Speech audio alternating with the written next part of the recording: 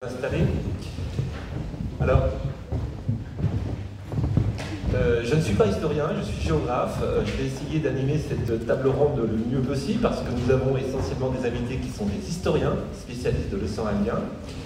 Je tiens d'abord à remercier bien sûr les organisateurs, bien sûr l'IHEDN qui a organisé la PHG également, qui sont à l'œuvre sur l'organisation de ces deux journées. Aujourd'hui, la journée est davantage consacrée à des réflexions historiques, épistémologiques, éducatives également, dans les différentes dimensions que Bernard Hay vient de rappeler. Et c'est le lieu ici, dans un amphithéâtre universitaire, de faire circuler, de partager les savoirs à la fois historiques et géographiques. Cette table ronde s'intitule Héritage et actualité de l'océan Indien. Comme son nom l'indique, il ne s'agit pas de dresser un tableau exhaustif, chronologique, mais plutôt de montrer des héritages par rapport à aujourd'hui, en référence à différentes époques qui vous seront présentées dans cette table ronde, époque médiévale, moderne et actuelle, jusqu'à l'époque contemporaine. Et l'idée de cette table ronde est née suite à une réflexion selon laquelle, avant de parler d'Indo-Pacifique, un concept éminemment à géométrie variable, eh bien, parlons déjà de l'Indien-Océanie, c'est-à-dire d'un espace en construction à l'échelle déjà d'un très grand océan qui fait plus de 70 millions de kilomètres carrés, qui est l'océan Indien. Alors, chaque intervenant, bien sûr, que je vais présenter a son aire de spécialité et son époque, mais je demanderai à chacun de faire l'effort de voir si des croisements sont possibles avec les autres intervenants, pour que ensuite les questions puissent être le plus riches possible. Alors, je présente tout d'abord le premier intervenant, Serge Bouchet. Serge, agrégé d'histoire, maître de conférence en histoire médiévale à l'université de La Réunion. Serge Bouchet est spécialiste de l'océan Indien à l'époque médiévale et s'intéresse aux échanges arabo-musulmans notamment, à différentes échelles, à partir de cartes, à partir de textes, de corpus très variés.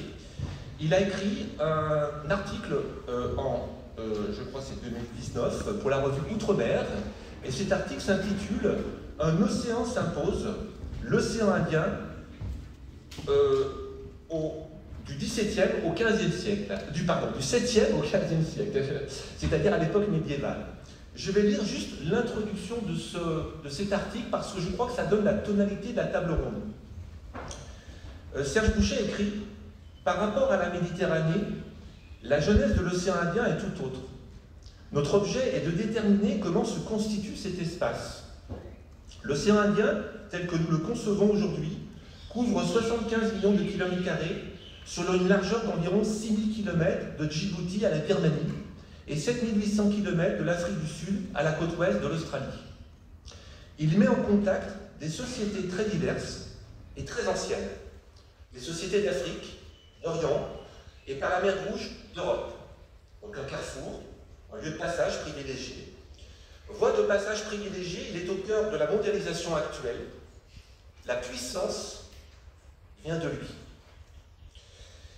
Voilà. Je présente la deuxième intervenante, qui sera donc Indravati Félicité, professeure d'histoire moderne à l'Université de La Réunion. Elle est l'auteure d'une thèse en 2012 qui s'intitule « Négocier pour exister, les villes et les duchés du nord de l'Empire face à la France, 1650-1730 ». Elle est notamment l'auteure d'un article de 2019 qui est en rapport direct avec cette table ronde, un article paru dans la revue Histoire de l'océan Indien qui s'intitule « L'océan Indien dans la géopolitique de l'Europe du Nord, de l'Empire face à la France, 1630-1730 ». Donc là, nous passons à l'époque moderne avec vous. Nous avons également deux autres invités qui sont Frédéric Garand et Pierre-Éric Fajol, que je vais présenter. Frédéric Garand est agrégé et maître de conférence en histoire contemporaine à l'Université de La Réunion. Il est chercheur au Crésois. Il a enseigné au Maroc, à Madagascar, puis à La Réunion. Ses recherches portent sur Madagascar à l'époque coloniale. Il est le directeur de publication d'une revue que vous connaissez peut-être, qui s'appelle Sing, qui concerne les sciences humaines et sociales à l'échelle du sud-ouest de l'océan Indien.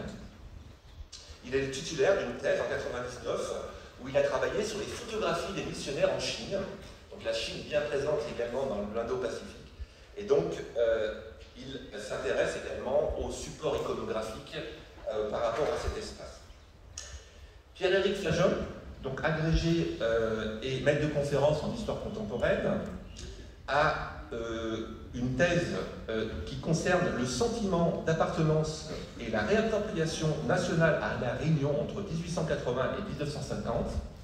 Il est spécialiste de l'histoire de l'enseignement en situation coloniale. Et Pierre-Éric porte ses réflexions sur la notion notamment d'identité indienne-océanique, donc directement en rapport avec cette table ronde. Il s'intéresse également, comme Frédéric Garand, au support qui véhicule ses visions à différentes échelles, à savoir les manuels scolaires, les bandes dessinées et les romans graphiques. Il est le rédacteur en chef de la revue Outre-mer.